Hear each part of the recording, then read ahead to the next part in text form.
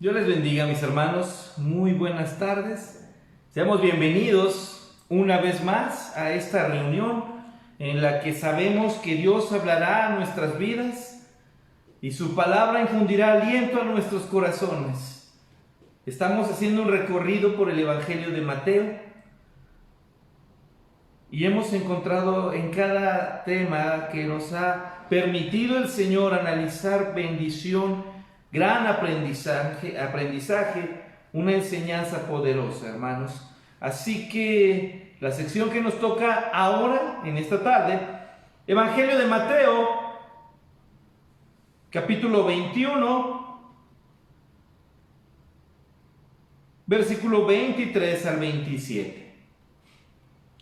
Mateo 21, versículos 23 al 27. Lo leemos, hermanos, en voz alta, todos juntos. Por favor, dice así la Biblia.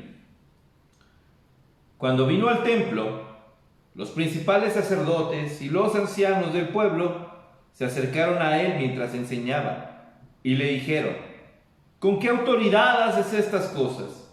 ¿Y quién te dio esa autoridad?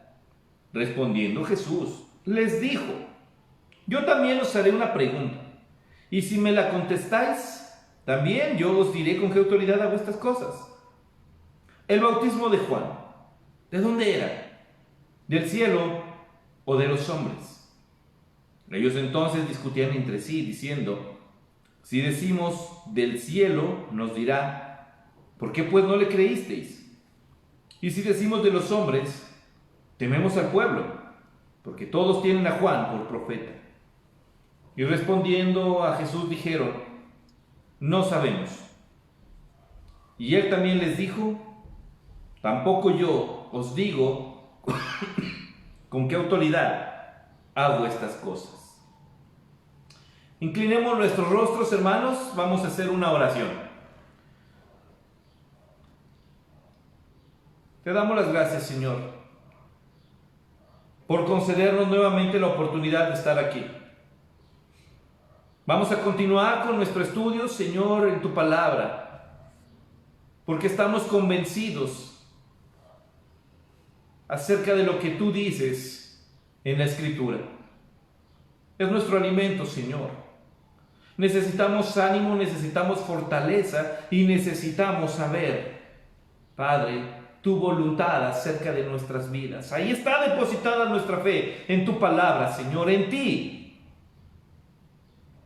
Y sabemos entonces que tu palabra no volverá vacía.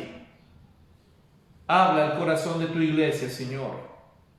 Estamos necesitados de tu palabra. Por eso, Padre, oramos y pedimos que el príncipe de los pastores, tú, Señor, hables a nuestros corazones. Nos des el entendimiento para esta palabra, Padre, y que podamos vivir confiando en tu voluntad. Gracias, Padre, en el nombre de Cristo Jesús. Amén.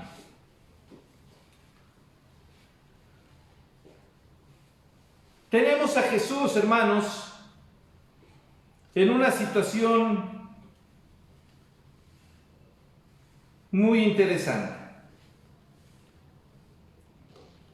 Repasando por nuestro recorrido, hermanos, recordemos que Jesús ya está en Jerusalén en esa última semana. Él entró como el auténtico rey. La gente le proclamó el hijo de David. Llegó, hermanos, y le dio al templo el sentido que tenía que tener ese lugar como santuario para oír la palabra de Dios y para alabar el nombre del Señor. Se fue a Betania esa noche a descansar.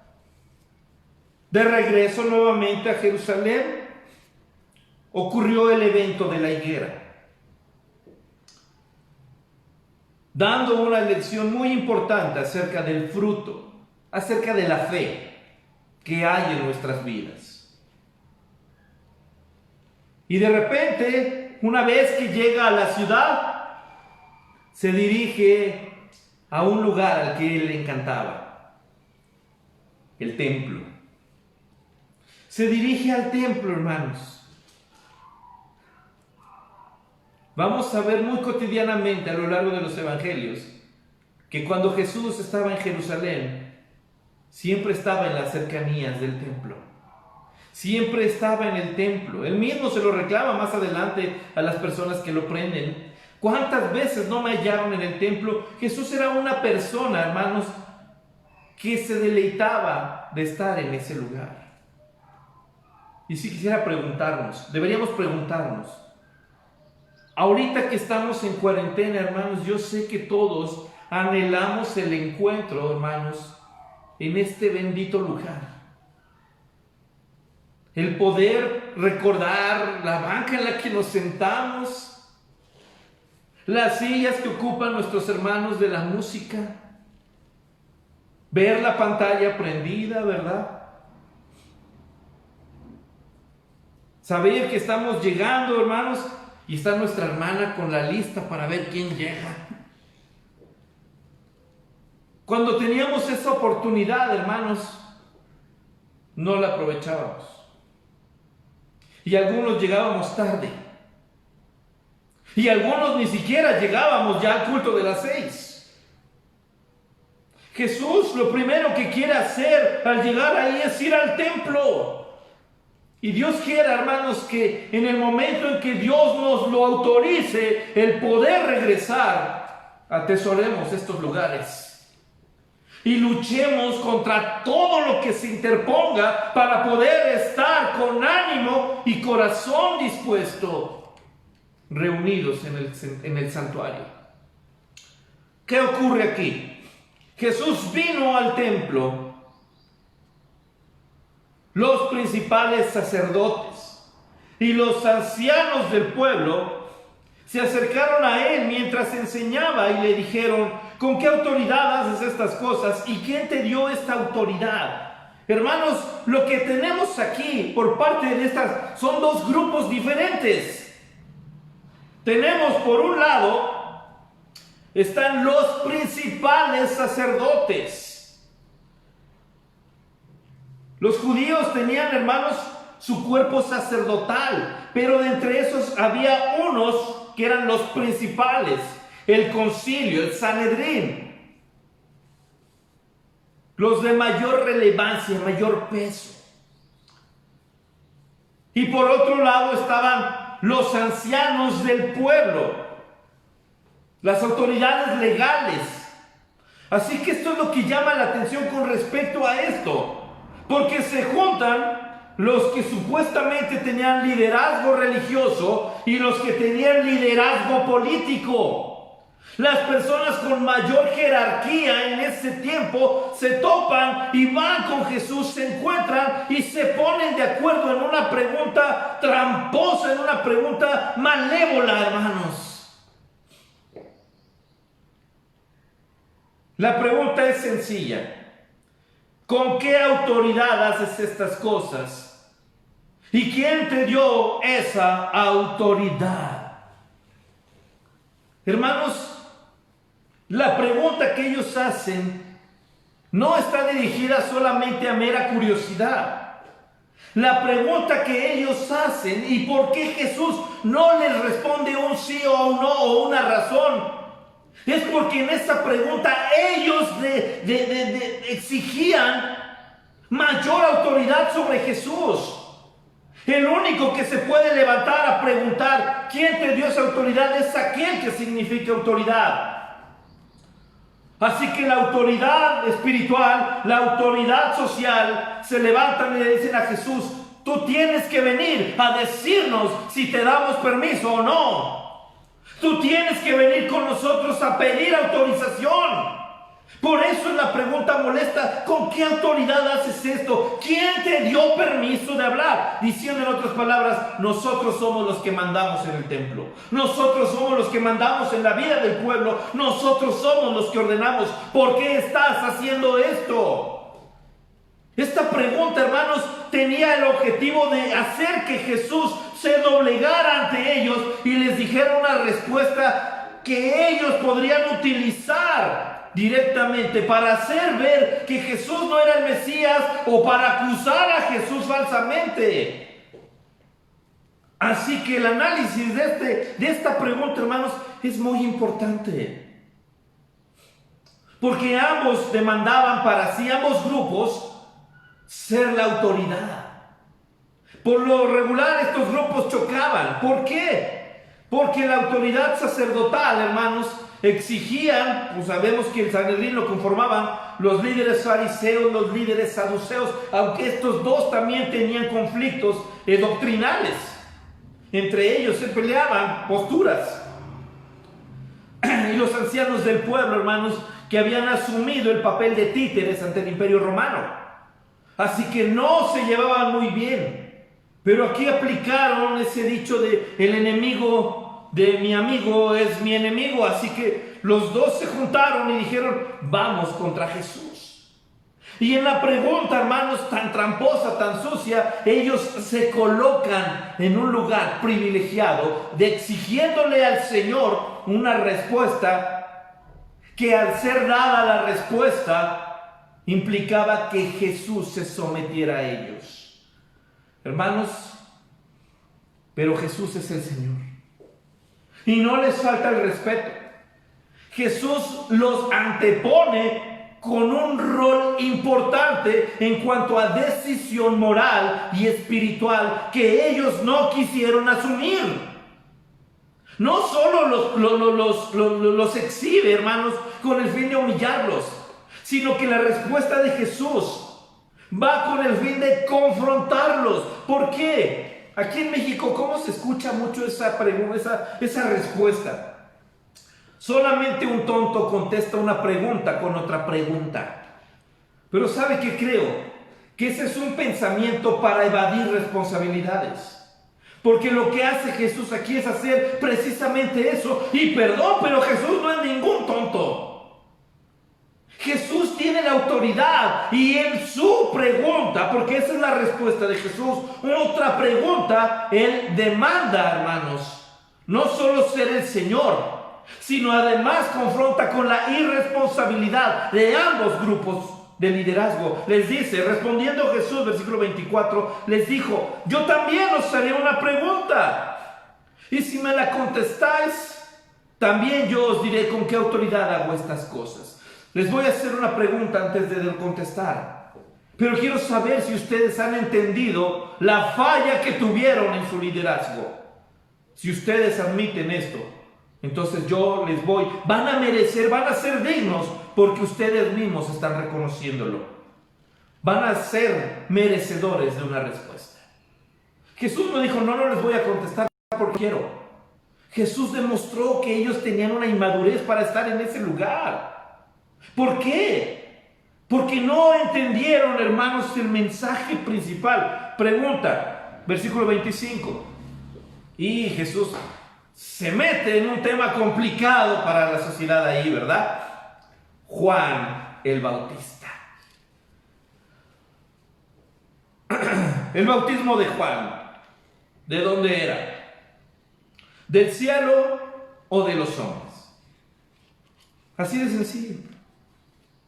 No tiene que ver ni siquiera con él, no tiene que ver con el pueblo, sino que tiene que ver con el ministerio de un hombre, hermanos, que causó polémica a estos dos grupos. ¿Por qué?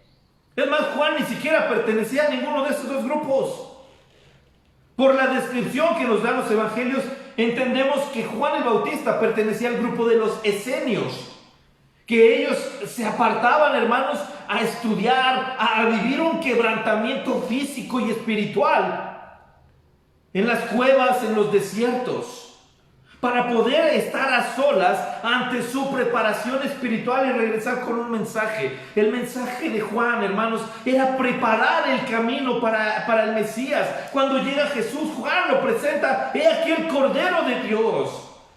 El mensaje que tenía Juan el Bautista, hermanos. De hecho, Juan el Bautista fue el primero en acusar al liderazgo de Israel como serpientes, generación de víboras. Así que estas personas no querían a Juan.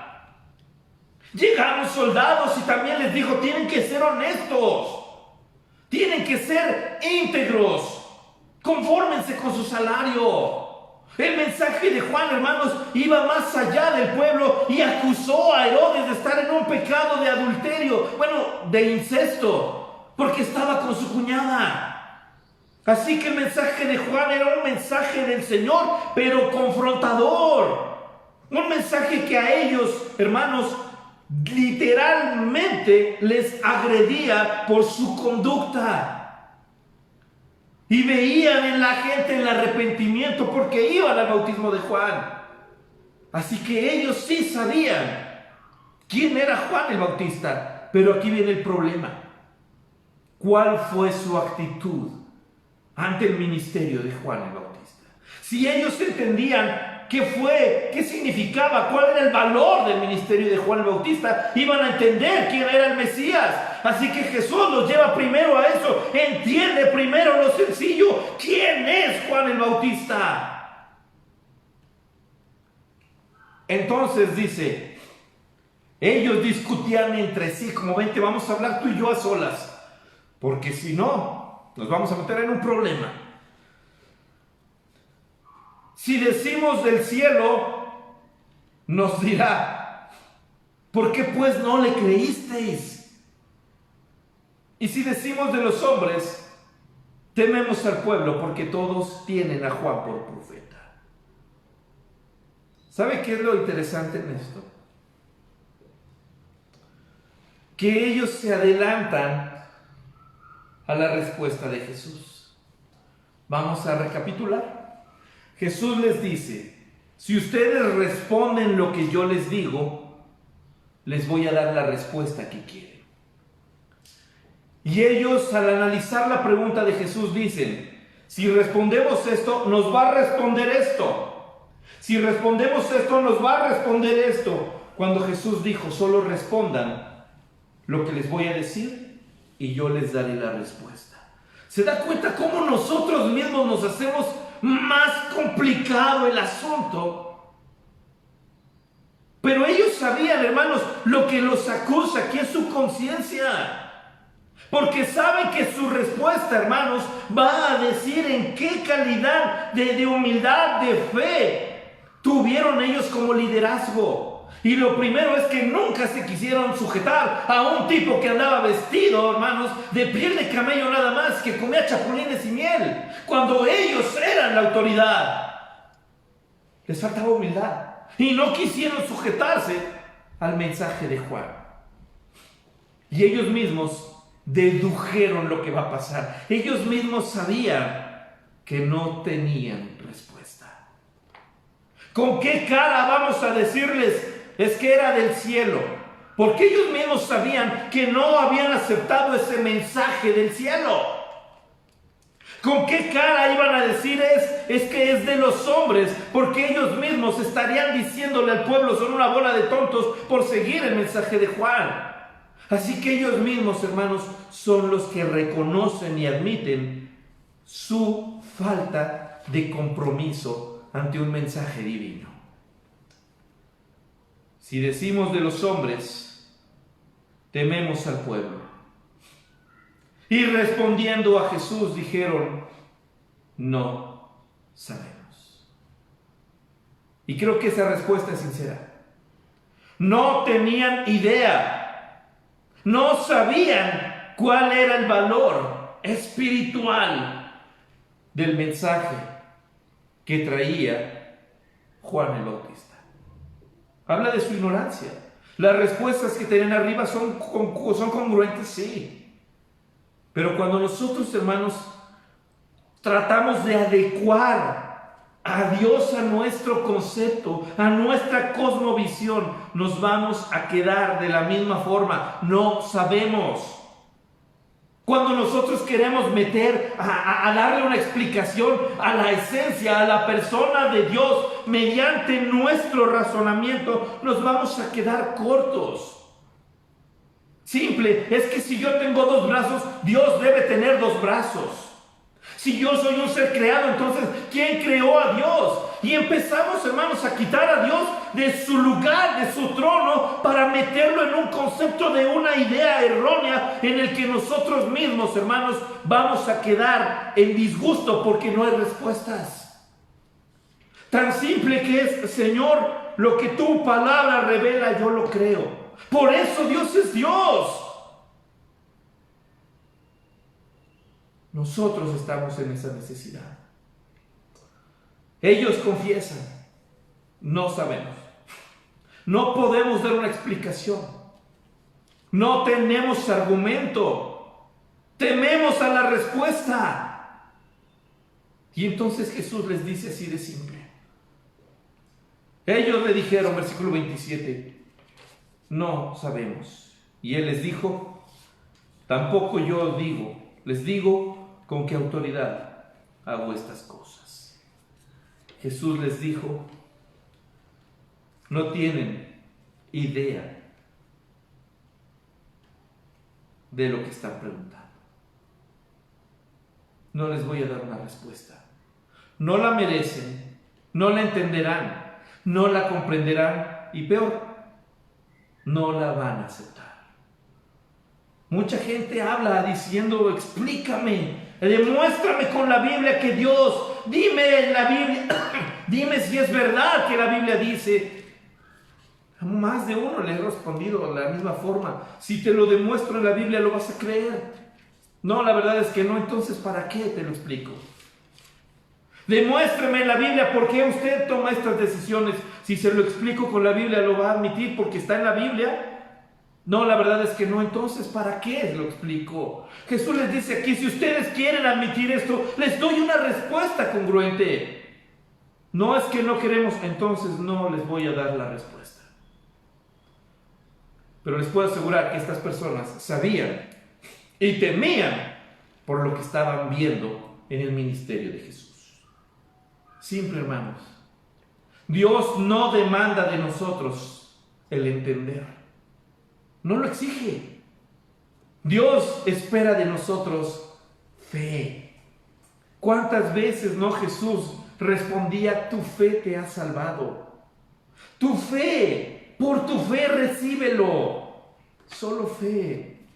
Hermanos, Dios está más allá de lo que nuestra mente, nuestros pensamientos no son sus pensamientos son altos.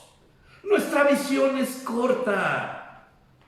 Necesitamos someter nuestra voluntad a la que es perfecta, es buena y es agradable, y esa es la del Señor. La gente que estaba ahí fue al ver que estaba Jesús, se sentaron y dejaron que el Señor hablara y les enseñara. De eso se trata. Que tengamos fe. No demande explicaciones. Dios no le va a decir: ven, siéntate, te voy a dar las explicaciones de por qué hago estas cosas. Sin embargo, el Señor sí sonreirá al ver que usted y yo fuimos constantes y fieles en la fe, y que sus palabras fueron el alimento para nuestro corazón. Así que aprendamos a caminar con los ojos de la fe. Vamos a orar. Amado Dios, te damos gracias, Padre, porque tú nos has concedido este tiempo precioso, y porque al seguir nuestro recorrido en este precioso evangelio encontramos, Señor, una confrontación directa a nuestras dudas. El poder saber que la explicación de todas las cosas eres tú. Y con eso, Señor, nos basta. Porque tú has revelado tu mensaje, te has revelado a nosotros a través de Jesucristo, y nos has demostrado que nos amas. Señor, nos has perdonado. ¿Qué más tenemos que pedir? Señor, si en tu palabra dices que nos amas, Padre, lo creemos. Si en tu palabra dices que seamos fieles, Señor, entonces decidimos ser fieles. Porque así lo mandas tú, Señor. Y no existe una persona que pueda decir el Señor me dio la espalda, que pueda decir Dios me abandonó. No lo hay, Señor. Gracias por tu palabra y gracias porque todo, Señor, está en tu mano. Y eso significa que nuestras vidas están seguras. Gracias, Señor, con todo nuestro corazón. Ayúdanos, Señor, en las dudas. Cuando nuestro corazón titubea, sé tú nuestra fortaleza, mi Señor. Tú eres el Rey. No hay nadie arriba de ti, Señor. Tú estás en el trono. Tú reinas en tu iglesia, en nuestro corazón. Tú reinas en el universo, Señor. Gracias, porque el dueño de todas las cosas nos ha hablado esta tarde. En el nombre de Cristo Jesús. Amén. Mis hermanos, que tengan una semana llena de victorias, de fe. No olvidemos que tenemos los devocionales semanales. Tenemos, hermanos, en Oreb nuestra reunión de oración. Grupo de jóvenes, la reunión de jóvenes el sábado. La lectura diaria de la Biblia en el ministerio que tiene mi esposa de enseñanza. Y hermanos, no se les olvide, el próximo domingo, con la bendición de Dios, aquí estaremos nuevamente. Cuídese mucho, mantenga, hermanos, las indicaciones de higiene, de sana distancia. Cuide mucho a su familia y deseamos de todo corazón que Dios le bendiga. Hasta luego.